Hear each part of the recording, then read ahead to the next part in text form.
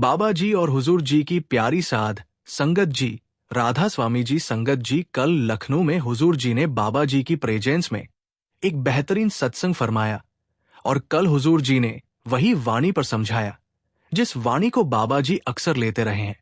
हमारी संगत से विनती है कि इस सत्संग को अंत तक जरूर सुने और कमेंट बॉक्स में राधा स्वामी जी जरूर लिखें और इस सत्संग को अपने दोस्तों और सत्संगी भाइयों के साथ जरूर शेयर करें। संगत जी, कल हुजूर जी ने कल तुलसी साहब की वाणी दिल का हुजरा साफ कर जाना के आने के लिए ध्यान गैरों से हटा उसको बिठाने के लिए पर करीब 1 घंटे का सत्संग फरमाया। हुजूर फरमाते हैं कि जब से इस सृष्टि का आरंभ हुआ है तब से समय समय पर संत और महापुरुष धरती पर आते रहे हैं। उनका एक ही उद्देश्य रहा है, हमें हमारी वास्तविक पहचान से परिचित कराना, हमें यह समझाना कि हम केवल ये शरीर या नाम नहीं है बल्कि उस परम सत्ता की ज्योति का अंश है।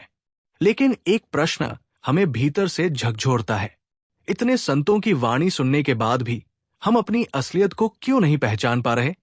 क्या हमने कभी ठहर कर ईमानदारी से सोचा है कि इसकी जड़ में क्या कारण छिपा है?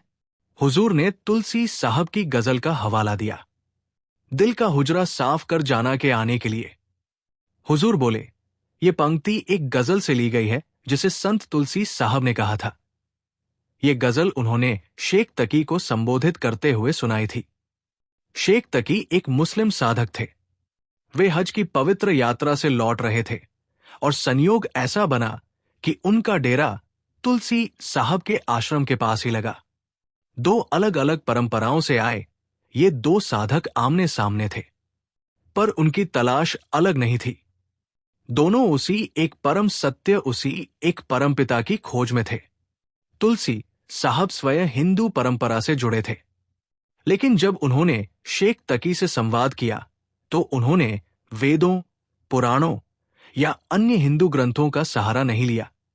उन्होंने कुरान की आयतों का उल्लेख करके बात समझाई।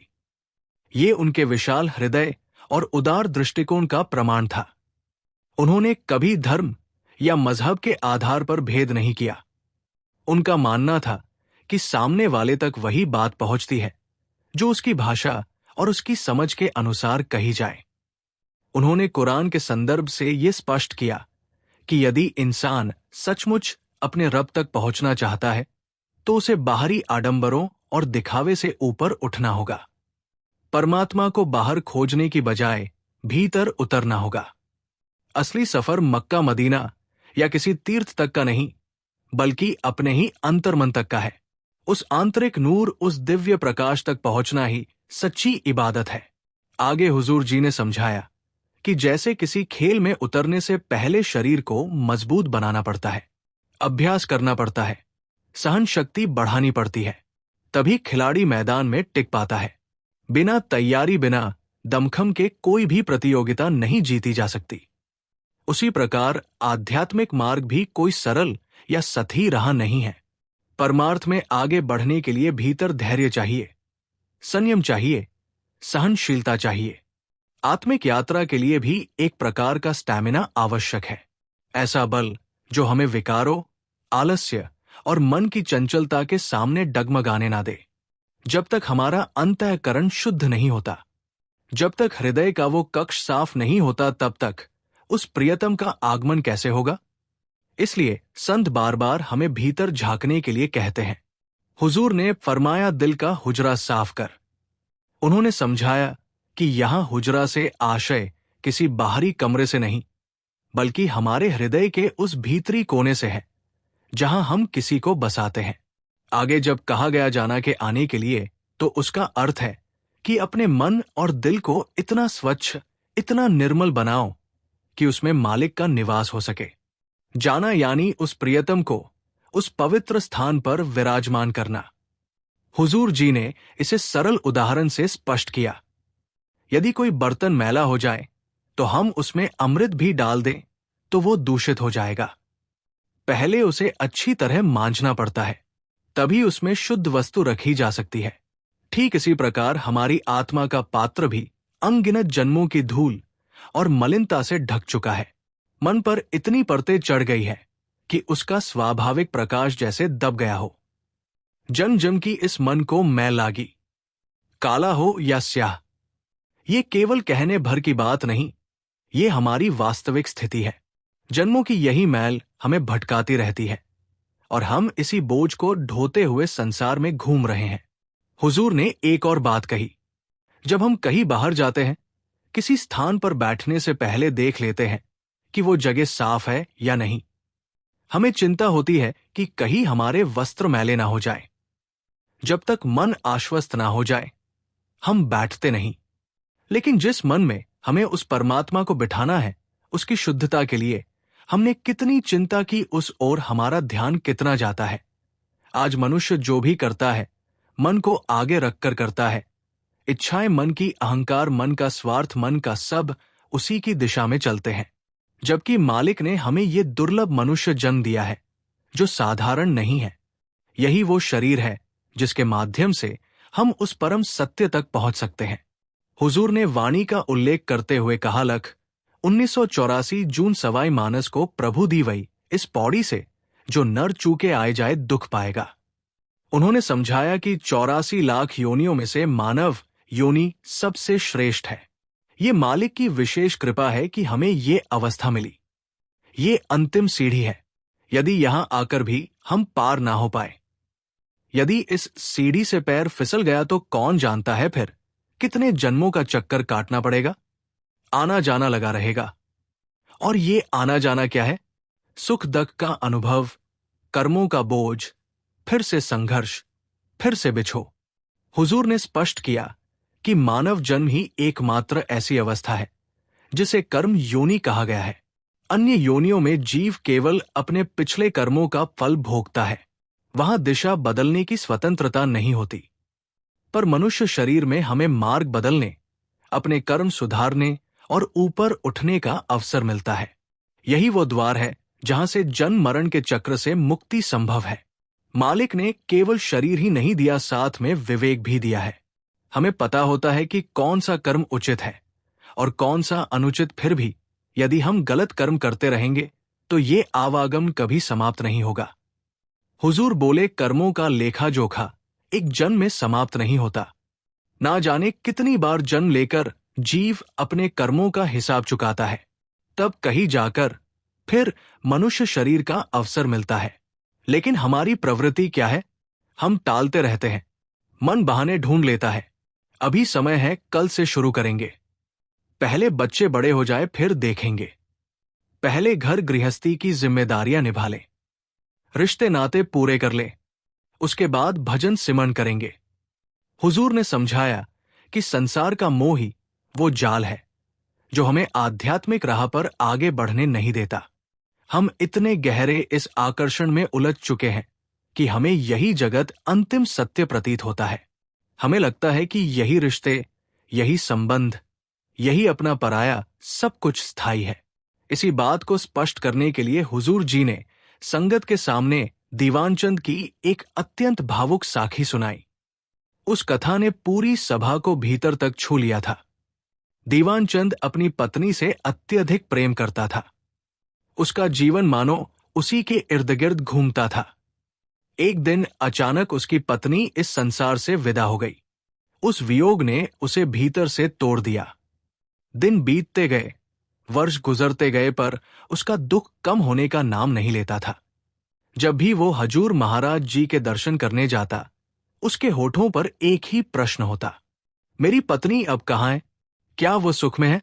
क्या वो ठीक है? समय बदलता रहा पर उसका प्रश्न वही बना रहा।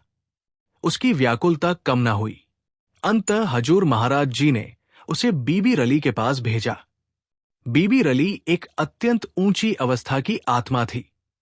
उन्हें अंतर में लीन होकर सूक्ष्म लोकों से संपर्क करने की क्षमता प्राप्त थी।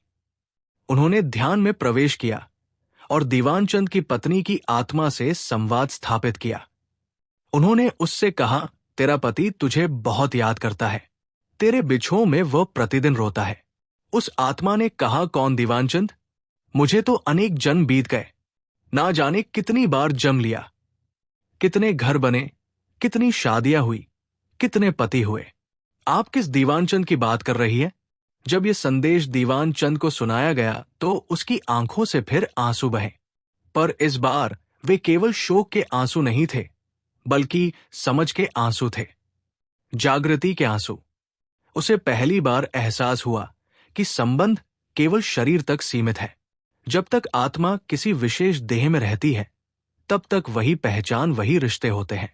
जैसे ही आत्मा शरीर छोड़ देती है, उसे नई देह मिलती है, नए संबंध बनते हैं, नई भूमिकाएं आरंभ हो जाती है। ये संसार और इसके रिश्ते सब क्षणिक हैं, समय के साथ बदल जाने वाले। हुजूर ने आगे कहा कि जो व्यक्ति इस मानव जीवन में भजन सिमरन का अभ्यास करता है, वो मालिक के साथ अपना स्थायी नाता जोड़ लेता है।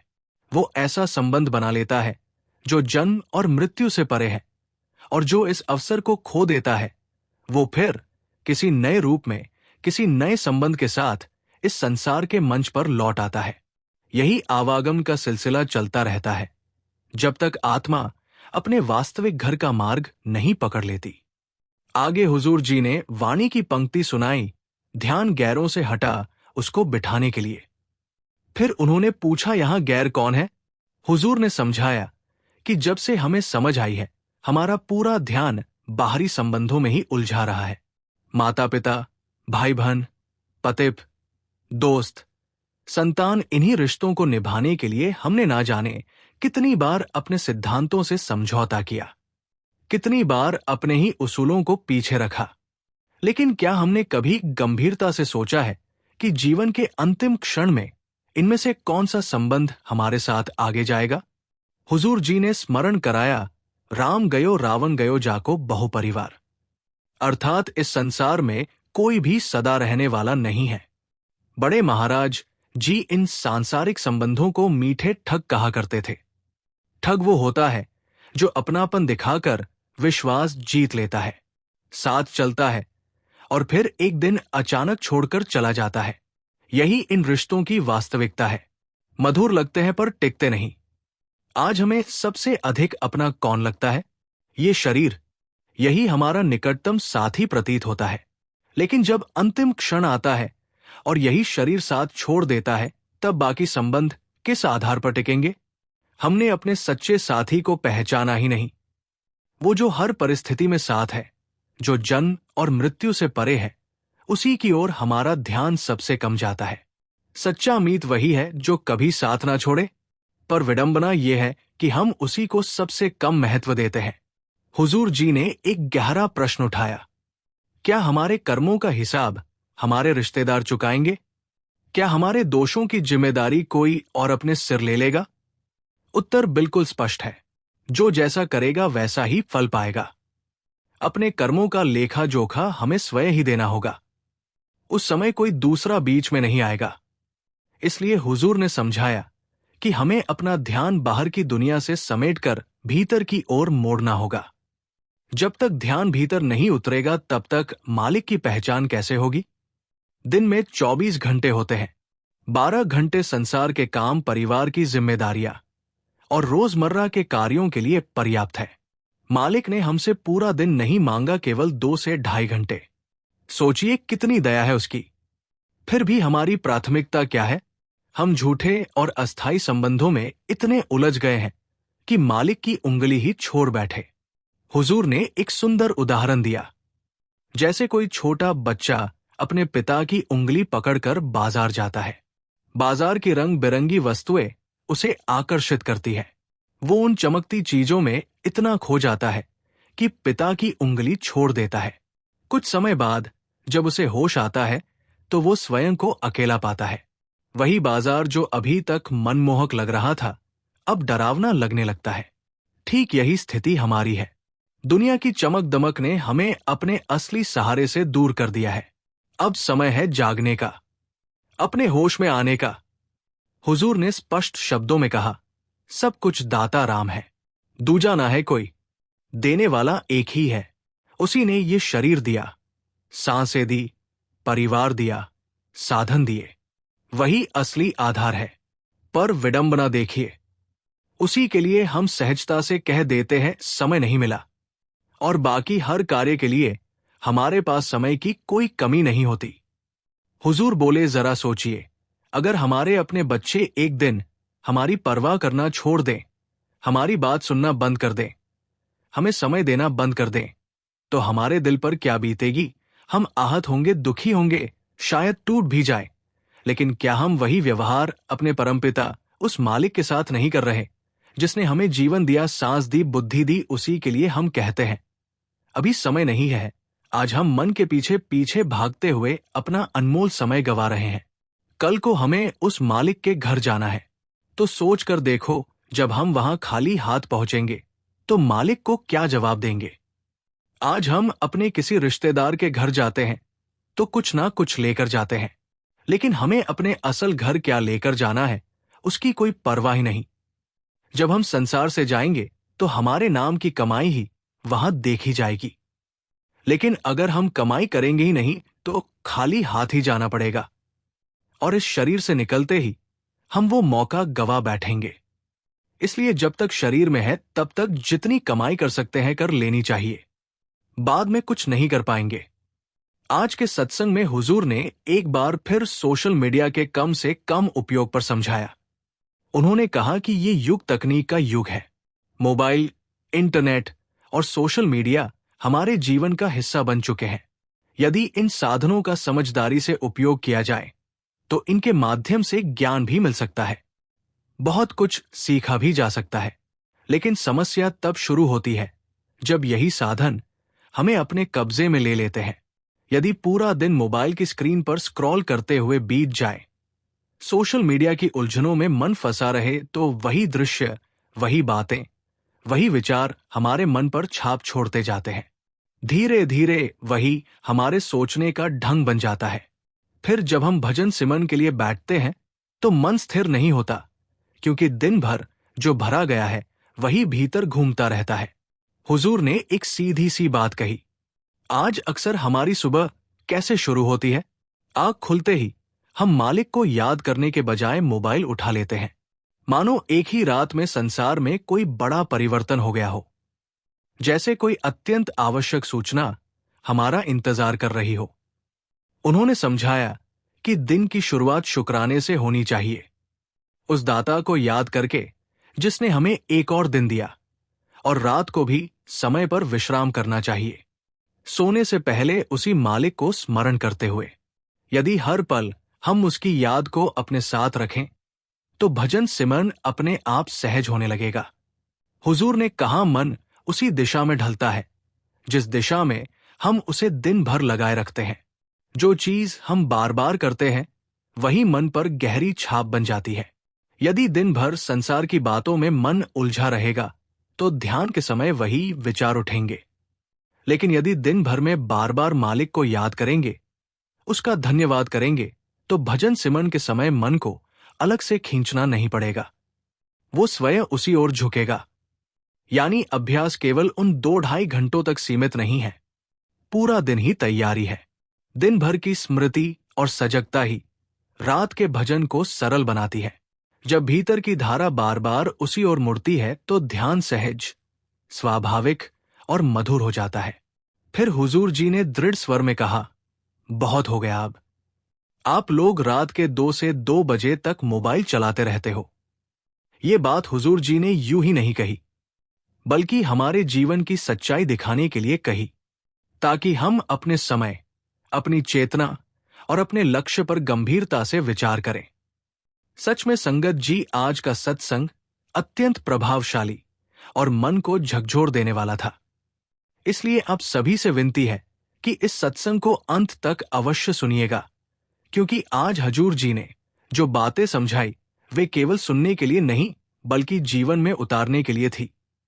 सत्संग में हुजूर जी ने प्रेम पूर्वक समझाया कि आज के विचार और आज की पूरी चर्चा धाम अपने चलो भाई वाली वाणी पर आधारित है। हुजूर जी ने कहा कि ये शब्द हमने स्वामी जी महाराज की उसी अमूल्य वाणी से लिए हैं जिसे उन्होंने 150 वर्ष पहले उच्चारित किया था। इसके बाद हुजूर जी ने संगत से प्रश्न किया, स्वामी जी यहाँ किस धाम की बात कर रहे हैं? हुजूर बोले, जैसे बच्चे पढ़ाई के लिए अलग अलग शहरों और स्कूलों में चले जाते हैं और हम भी रोजगार के लिए इधर उधर भटकते हैं, लेकिन छुट्टियां आते ही सब अपने घर लौट आते हैं, क्योंकि घर वही जगह होती है जहां से हमारी पहचान जुड़ी होती है, जहां हमें जन्म मिला होता है और जहां सच्चा सुख और अपनापन मिलता है। वही हमारा असली ठिकाना होता है। और उसी तरह आत्मा का सच्चा घर भी वही है जहां से उसका वास्तविक संबंध है, और वो परमधाम सचखंड है जहां से हम आए हैं। हजूर जी ने आगे प्रश्न उठाया कि हम अलग अलग संतों और महापुरुषों की वाणी क्यों सुनते हैं। इसका उत्तर देते हुए उन्होंने कहा कि भले ही संत अनेक हो, उनकी भाषा अलग अलग हो, समझाने का तरीका भिन्न हो, लेकिन उनके संदेश का सार एक ही होता है। लक्ष्य सबका एक ही है, बस रास्ता बताने की शैली अलग अलग है। हुजूर जी ने बहुत स्पष्ट शब्दों में कहा कि कोई भी सच्चा महात्मा इस दुनिया में हमारा धर्म बदलने नहीं आता। उनका उद्देश्य हमें बेहतर इंसान बनाना होता है। वे हमें ये याद दिलाने आते हैं कि इस सृष्टि का मालिक एक ही है और हमें उसी परम सत्ता की महिमा का गुणगान करना चाहिए। जब भी आध्यात्मिकता की बात हो तो धर्म और जाति की सीमाओं से ऊपर उठकर मालिक की ओर ध्यान केंद्रित करना चाहिए। हुजूर जी ने ये भी बताया कि जो ग्रंथ, पोथियां और पवित्र वाणियां हमें मिली हैं, वे महापुरुषों के पूरे जीवन का सार और निचोड़ है। उनमें केवल शब्द नहीं बल्कि उनके अनुभव और उनकी कमाई छिपी हुई है। लेकिन असली समस्या ये है कि हम इन ग्रंथों को पढ़ तो लेते हैं, सुन भी लेते हैं, मगर उनके अनुसार जीवन में चलने का प्रयास नहीं करते। इसी बात को समझाने के लिए हुजूर जी ने एक बहुत सरल उदाहरण दिया। उन्होंने कहा कि जब हम स्कूल में फिजिक्स या बायोलॉजी जैसे विषय पढ़ते हैं तो सबसे पहले अध्यापक हमें उसका सिद्धांत यानी कॉन्सेप्ट समझाते हैं। उसके बाद हम प्रयोग करते हैं, और जब प्रयोग सफल होता है और हमें खुद अनुभव होता है, तभी उस बात पर सच्चा विश्वास बनता है। हुजूर जी ने कहा कि बिल्कुल यही नियम संत मत में भी लागू होता है। पहले समझना, फिर अभ्यास करना, और जब अंदर से अनुभव होने लगे तभी सच्चा यकीन पैदा होता है। हुजूर जी ने अपनी बात को आगे बढ़ाते हुए समझाया कि जब हम ग्रंथों और पोथियों का अध्ययन करते हैं तो वे केवल पढ़ने की वस्तु नहीं होती, बल्कि हमें ये सिखाती है कि जीवन को सही ढंग से कैसे जिया जाए। उन्होंने कहा कि पुराने समय के संत महापुरुषों के जीवन पर नजर डालो। किसी ने खेतों में हल चलाया, किसी ने कपड़ा बुना, किसी ने ईमानदारी से मेहनत मजदूरी की। सबने अपने हाथों से पूरी सच्चाई के साथ हक हलाल की कमाई की और उसी के साथ मालिक का सिमरन और गुणगान करते रहे। इसी क्रम में हुजूर जी ने व्यास का उदाहरण देते हुए कहा कि बाबा जयमल सिंह जी महाराज फौज में सेवा करते थे। स्वामी जी महाराज भी अपने सांसारिक काम में पूरी तरह लगे रहते थे, और आज के समय में बाबा जी भी अपने पारिवारिक कर्तव्यों को निभाते हुए संगत की सेवा कर रहे हैं। हुजूर जी ने स्पष्ट किया कि यही असली शिक्षा है, अपने दायित्वों को पूरी ईमानदारी से निभाते हुए साथ साथ मालिक को याद करना और उसकी भक्ति में लगे रहना। हुजूर जी ने आगे कहा कि संगत का अपने गुरु के साथ संबंध केवल कर्तव्य का नहीं होता, बल्कि वह एक गहरे और आत्मिक प्रेम का रिश्ता होता है।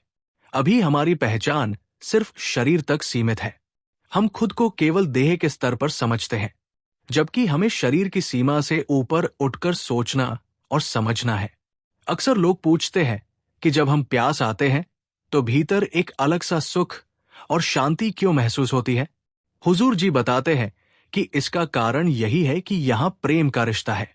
यही बात स्वामी जी की वाणी भी हमें सिखाती है। उनकी पंक्ति धाम अपने चलो भाई हमें इशारा करती है कि हमारा असली घर तो वही सचखंड है जहां हमारी आत्मा को सुकून मिलेगा। लेकिन अभी हमारा दायरा शरीर तक ही सीमित है, इसलिए हम उस सत्य को पहचान नहीं पा रहे। हम यहाँ इस संसार के मोह माया में उलझ चुके हैं। इसके बाद हुजूर जी ने वाणी का भाव समझाते हुए फरमाया कि वाणी में कहा गया है, आए जाए सो माया। ये शरीर मिट्टी से बना है और एक दिन इसी मिट्टी में मिल जाना है। वास्तविक शक्ति तो आत्मा है। हुजूर जी ने उदाहरण देकर समझाया कि अगर गाड़ी में से इंजन निकाल दिया जाए तो उसकी कोई कीमत नहीं रह जाती। इसी तरह अगर मन से तलवार निकाल ली जाए तो मन बेकार हो जाती है। बल्ब से अगर बिजली निकाल दी जाए तो वो सिर्फ एक खोखला ढांचा रह जाता है। ठीक उसी प्रकार जब आत्मा शरीर को छोड़ देती है तो शरीर का कोई महत्व नहीं रह जाता। शरीर नश्वर है, नष्ट होने वाला है, लेकिन आत्मा अमर है। आत्मा कभी समाप्त नहीं होती। हुजूर जी ने आगे ये बात और गहराई से समझाई। उन्होंने कहा कि जैसे कोई अभिनेता किसी भूमिका को निभाता है और कई बार उस किरदार में इतना डूब जाता है कि अपनी असली पहचान ही भूल बैठता है, ठीक यही हाल हमारा भी हो गया है। इस संसार में आकर हम भी एक भूमिका निभा रहे हैं। अपने इस रोल में हम इतने उलझ चुके हैं कि अपनी वास्तविक पहचान को ही भूल गए हैं। इसके बाद हजूर जी ने संगत को समझाने के लिए एक और बहुत ही सरल लेकिन गहरा उदाहरण दिया।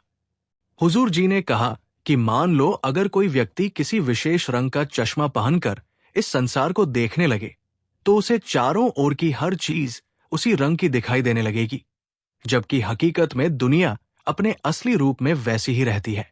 उसमें कोई बदलाव नहीं होता।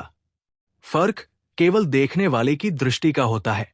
जैसे ही दृष्टि बदलती है, पूरी तस्वीर ही बदल जाती है। हुजूर जी ने इसी उदाहरण के माध्यम से समझाया कि समस्या बाहर नहीं, हमारे देखने के नजरिए में है। जब भीतर की दृष्टि बदलती है तब जीवन और सृष्टि का अर्थ भी अपने आप बदल जाता है। इसके बाद हुजूर जी ने वाणी का सहारा लेते हुए कहा। वाणी स्पष्ट रूप से कहती है, आत्म में राम, राम में आत्म, जिनस गुण विचारा, अर्थात आत्मा का असली घर परमात्मा है, वही उसका मूल स्थान है और अंत वही उसकी सच्ची मंजिल भी है। यही वो शाश्वत सत्य है जिसे संत महापुरुष युगों युगों से हमें बार बार याद दिलाते आए हैं। हुजूर जी ने संत पलटू साहब का वचन भी संगत के सामने रखा। संत पलटू साहब कहते हैं, साहिब क्या करे साहिब तेरे पास। और यही बात हमें अन्य धर्म ग्रंथों में भी देखने को मिलती है। बाइबल में भी साफ लिखा है, we are the living temple of God, अर्थात परमात्मा का वास्तविक निवास कोई बाहर का स्थान नहीं बल्कि हमारे भीतर ही है। हुजूर जी ने आगे समझाया कि वाणी में यह भी स्पष्ट कहा गया है, चौथे लोग बसे एक स्वामी। यही कारण है कि सच्चे संत हमें जाति पाति, धर्म और मजहब की सीमाओं से ऊपर उठाकर हमारी असली पहचान से परिचित कराते हैं।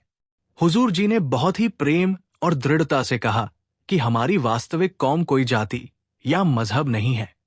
हमारा असली देश कोई भौगोलिक जमीन का टुकड़ा नहीं है। हमारी सच्ची मातृभूमि सचखंड है। हमारी असली पहचान सतनाम है। और हमारा वास्तविक वतन क्या है? हुजूर जी ने कहा, हमारा वतन मालिक का इश्क है, हमारा देश उसका प्रेम है। यही हमारी सच्ची पहचान है, यही हमारा सच्चा घर है। अब लोग पूछते हैं, दुनिया में इतना दुख क्यों है? हुजूर जी ने आगे समझाते हुए कहा कि हम इस गंदगी के बीच जन्म लेते हैं, लेकिन हमें यही पहचानना है कि असली घर कहाँ है। हमें इस गंदगी को पीछे छोड़कर अपनी आत्मा की पहचान करनी है। हुजूर जी ने आगे समझाया कि असली पहचान हमें तभी होगी जब हम भीतर की गहराई में सहज अवस्था में पहुंचेंगे। यही इस जीवन का उद्देश्य है, सत्य को पहचानना। स्वामी जी कहते हैं, पराये देश में क्यों रहना? उदाहरण देते हुए हुजूर जी ने आगे समझाया, जैसे एक शराबी गाड़ी चला रहा हो, रास्ते में मोड़ आया और गाड़ी पलट गई। ऐसा क्यों हुआ? क्योंकि ड्राइवर का गाड़ी पर नियंत्रण नहीं रहा। इसी तरह जब इंसान अपने जीवन पर काबू नहीं रखता तो दुर्घटनाएं होती है। इसीलिए ही शेख फरीद जी ने कहा था, चार गवाया हंड के चार गवाया संग। अब सवाल उठता है कि मालिक ने हमें किस काम के लिए भेजा है? क्या सिर्फ पराई चीजों के पीछे भागने के लिए? नहीं, बिल्कुल भी नहीं। मालिक ने हमें यह मौका दिया है कि हम अपने आप को इस जेलखाने से आजाद करवा सकें। लेकिन हम क्या कर रहे हैं? कभी धन दौलत की दौड़ में, कभी पद प्रतिष्ठा की चाह में, कभी बच्चों के भविष्य और परिवार के झंझट में उलझ जाते। हजूर जी ने आगे समझाते हुए कहा कि प्रकृति में कई जीव ऐसे हैं जो लाखों अंडे देते हैं। कुछ जीव हर समय खाते ही रहते हैं और कुछ तो अपने क्षेत्र को चिन्हित कर रखते हैं कि ये मेरा इलाका है। यानी ये सब प्रवृत्तियां हमने भी अपने जीवन में अपना ली है। हमारे और निचली जूनियों में फिर क्या फर्क रह गया? हुजूर जी ने आगे कहा कि इंसान को सर्वोत्तम जूनी मिली है। हमें ये अवसर सिर्फ खाने पीने या पैसा जमा करने के लिए नहीं दिया गया है। अफसोस हम इस मौके को खो रहे हैं। इसके बाद हुजूर जी ने संगत को प्रेम भरी लेकिन सख्त डांट लगाते हुए कहा कि हमारे पास रात के 2 बजे तक मोबाइल चलाने का पूरा समय होता है, लेकिन जब बात भजन सिमरन की आती है तो हमारे पास वक्त नहीं बचता।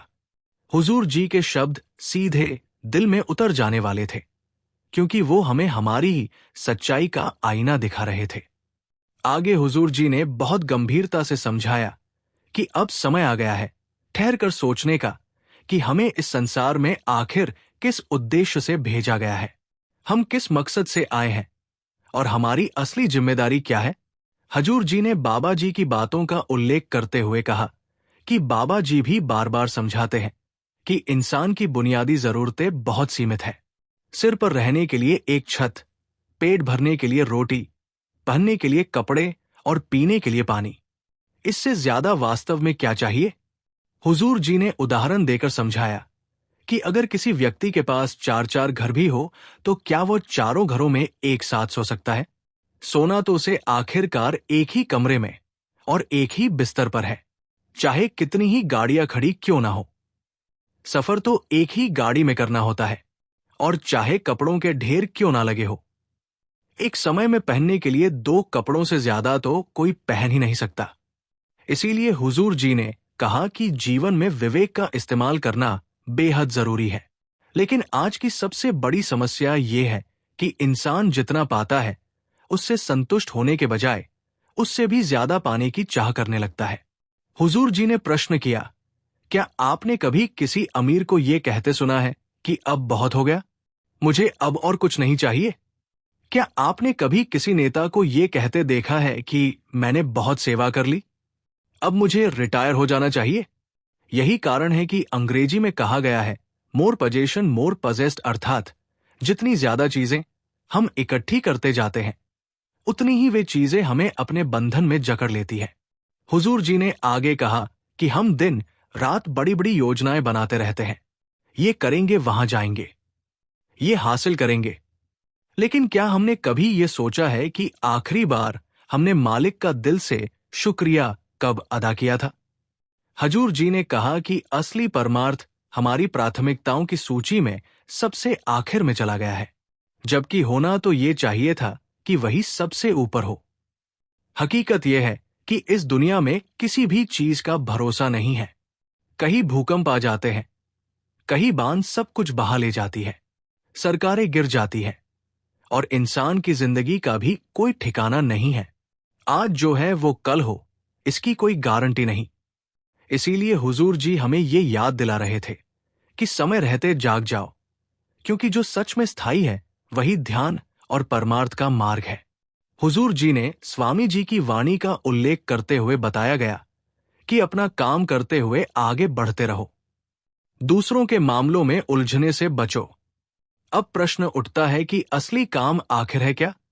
हजूर जी ने स्पष्ट किया कि वास्तविक कार्य है नाम का सहारा लेना, गुरु द्वारा दिए गए नाम को अपने भीतर संभाल कर रखना। यही वो सच्ची पूंजी है, यही हमारी वास्तविक विरासत है। हुजूर बोले, अक्सर हमारे मन में ये जिज्ञासा स्वाभाविक रूप से सामने आती है कि नाम होता क्या है। इस पर हुजूर जी ने विस्तार से समझाया कि नाम कोई लफ्जों का मेल नहीं है। नाम वो सत्ता है, वह दिव्य शक्ति है जो पूरी सृष्टि में व्याप्त है। वही नाम हमारा सहारा है और वही हमें हमारे मूल स्थान, हमारे सच्चे घर तक पहुंचाने की क्षमता रखता है। हुजूर जी ने आगे बताया कि संत और महात्मा अपने अपने गुणों, कर्मों और महानता के कारण अलग अलग नामों से जाने जाते हैं। किसी को हम राम कहकर पुकारते हैं, किसी को वाहेगुरु कहते हैं। ऐसा इसीलिए नहीं कि वे अलग अलग हैं, बल्कि इसीलिए कि उनके गुण, उनका कार्य और उनका व्यक्तित्व इतना ऊंचा होता है कि हम उन्हें प्रेम और आदर से संबोधित करते हैं। इसके बाद हुजूर जी ने नाम के 2 स्वरूपों की बात कही। उन्होंने बताया कि नाम 2 प्रकार का होता है, एक वर्णात्मक नाम और दूसरा धुनात्मक नाम। लेकिन वास्तविक और जीवंत नाम वही है जो धुन के रूप में होता है, जो सीधे मालिक के घर से प्रकट होता है। जहां जहां प्रकाश है, वो उसी एक शक्ति का प्रकाश है। हमें उसी प्रकाश की ओर बढ़ना है, उसी की ओर अपना रुख करना है। आगे हजूर जी ने यह भी स्पष्ट किया कि गुरु कौन होता है। गुरु वो नहीं है जो हमें उलझनों में डाल दे या नए भ्रम पैदा कर दे। सच्चा गुरु वो है जो हमें भ्रमों से बाहर निकालता है। वो धर्मों और बाहरी रीति रिवाजों के जाल में नहीं फंसाता। गुरु की शरण में जाकर उसके बताए हुए नाम का स्मरण करते हुए हम भक्ति के मार्ग पर चलना सीखते हैं। यही वो मार्ग है जो हमें इस भवसागर से पार उतारने में सहायक बनता है। आगे हजूर जी ने वाणी में उदाहरण देते हुए समझाया कि झूठा राजा, झूठी प्रजा, झूठा सब संसार। हुजूर जी ने कहा कि राजा भी, प्रजा भी, सब सांसारिक चीजें, सब कुछ यहां झूठ है। लेकिन हम इन्हें अपना मान बैठते हैं, इनसे आनंद ढूंढते हैं, लेकिन वास्तव में इनसे सुख नहीं मिलता। हुजूर जी ने आगे समझाते हुए कहा कि जैसे हम भोजन तैयार करते हैं और बर्तन पर परत जमने लगती है, उसे साफ करने के बाद अलग परत मिलती है, उसी तरह जन्मों के सिलसिले हमारी आत्मा पर मैल की परत चढ़ाते गए हैं। जन जन की इस मन को मैल लागी काला हो या सैया। स्वामी जी कहते हैं कि भोग और सांसारिक सुख केवल क्षणिक है। कुछ देर के सुख के लिए हम अपने जीवन को व्यर्थ कर रहे हैं। 2 मिनट के मूंग के स्वाद के लिए हम जीव हत्या कर रहे हैं। हुजूर जी ने आगे कहा कि असली स्थिति तब आती है जब हम अहंकार और विकारों से ऊपर उठकर सहज अवस्था में प्रवेश करते हैं। यही वो अवस्था है जिसमें हमें जीवन का सही अर्थ समझ आता है। हुजूर जी ने आगे समझाया कि जीवन में 3 प्रकार के पहिए हैं: परमार्थ, व्यवसाय और निजी जीवन। इन तीनों को संतुलित रखते हुए ही व्यक्ति अपने जीवन की राह सही तरीके से तय कर सकता है। इन तीनों को साथ लेकर चलना ही जीवन की सच्ची राह है। हुजूर जी ने आगे समझाया कि जीवन किसी 100 मीटर की दौड़ की तरह नहीं है। ये एक लंबी यात्रा है, एक मैराथन जैसी। इसे हमें धीरे धीरे समझते हुए और नींव मजबूत करते हुए तय करना होता है। हुजूर जी ने आगे कहा कि हमें जीवन में सब कुछ तुरंत सीखने की आवश्यकता नहीं होती, बल्कि अनुभव के साथ धीरे धीरे सीखना और समझना जरूरी है। हजूर जी समझाते हैं कि जैसे हम 15-20 साल पढ़ाई में लगाते हैं और उसके बाद अच्छी नौकरी पाते हैं, वैसे ही परमार्थ के मार्ग में भी धैर्य और समय की आवश्यकता है। मालिक हमेशा हमारे साथ है। हमें सिर्फ मालिक के बहाने में रहना है, उसकी मर्जी में रहना है। हुजूर ने कहा कि मालिक के बहाने में रहने का सबसे बड़ा उदाहरण हमें इतिहास में देखने को मिलता है। फिर हुजूर जी ने इस बात को और अच्छे से समझाने के लिए तीसरे बादशाही श्री गुरु अमरदास जी महाराज का प्रसंग सुनाया। हुजूर ने बताया कि जब गुरु अमरदास जी महाराज वृद्ध अवस्था में पहुंच गए तो उन्होंने अगले गुरु के चयन का विचार किया। उन्होंने अपने सभी सेवकों को बुलाया और 72 चबूतरे बनवाए। फिर उन्होंने बार बार उन चबूतरों को तुड़वाने और दोबारा बनवाने का आदेश दिया। उस समय मौसम भी अनुकूल नहीं था। ये देखकर बहुत से सेवकों के मन में विचार आने लगे कि गुरुजी अब उम्र के इस पड़ाव पर पहुंच चुके हैं, शायद इसी कारण वे ऐसे आदेश दे रहे हैं। लेकिन उन्हीं सेवकों में एक ऐसे भी थे जो आगे चलकर श्री गुरु रामदास जी महाराज बने। हुजूर जी ने संगत को ये समझाया कि रामदास जी महाराज पूर्णतः समर्पण की अवस्था में जी रहे थे। गुरु जी का जो भी आदेश उन्हें प्राप्त हुआ, उन्होंने उस पर ना तो कोई तर्क किया और ना ही कोई प्रश्न उठाया। बिना सोचे चारे, बिना अपनी बुद्धि को बीच में लाए, उन्होंने स्वयं को पूरी तरह गुरु की इच्छा और मर्जी के अधीन कर दिया।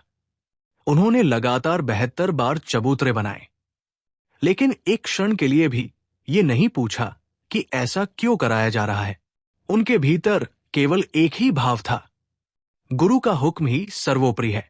हुजूर जी ने आगे समझाया कि ठीक इसी प्रकार जब हम भी शरण की वास्तविक अवस्था में पहुंचते हैं और अपने आप को पूरी तरह समर्पित कर देते हैं, तभी हमारे भीतर वैराग्य अपने आप जागृत होने लगता है। शरण की उस स्थिति में पहुंचकर इंसान अपने अहंकार और मोह माया से ऊपर उठने लगता है। इसके बाद हुजूर जी ने चौथी बादशाही के समय का एक और गढ़ प्रसंग संगत के सामने रखा।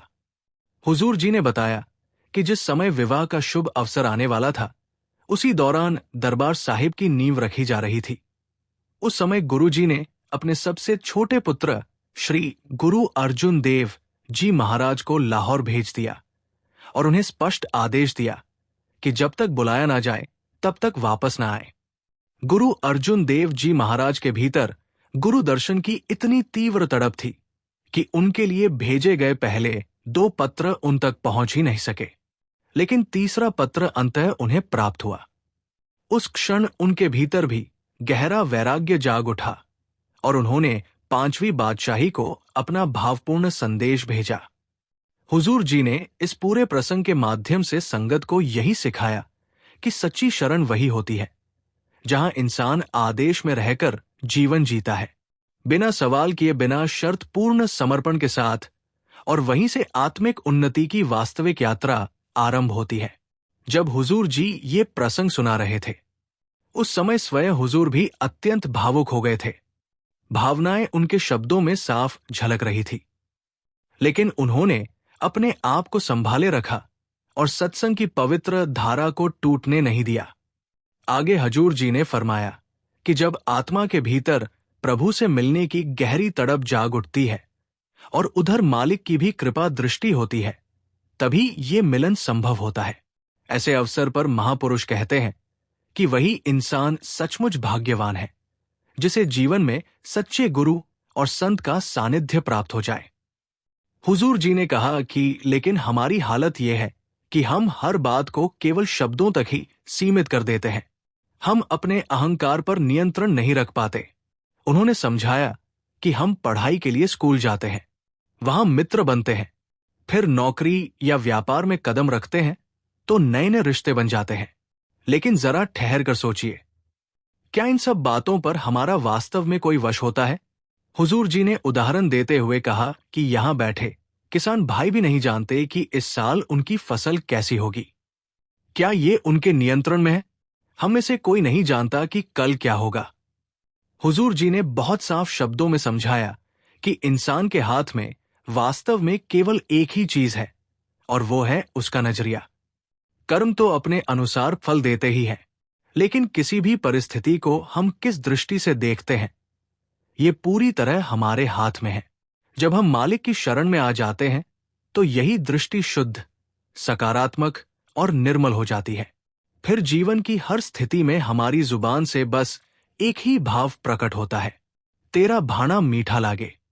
वाणी में ये सत्य स्पष्ट रूप से कहा गया है कि इंसान का जन्म भी कष्ट के साथ होता है और इंसान का अंत भी पीड़ा में ही होता है। लेकिन हुजूर जी ने समझाया कि जब मनुष्य सच्चे अर्थों में मालिक की शरण स्वीकार कर लेता है तो उसका मन धीरे धीरे निर्मल होने लगता है और भीतर प्रभु के दर्शन का अनुभव होने लगता है।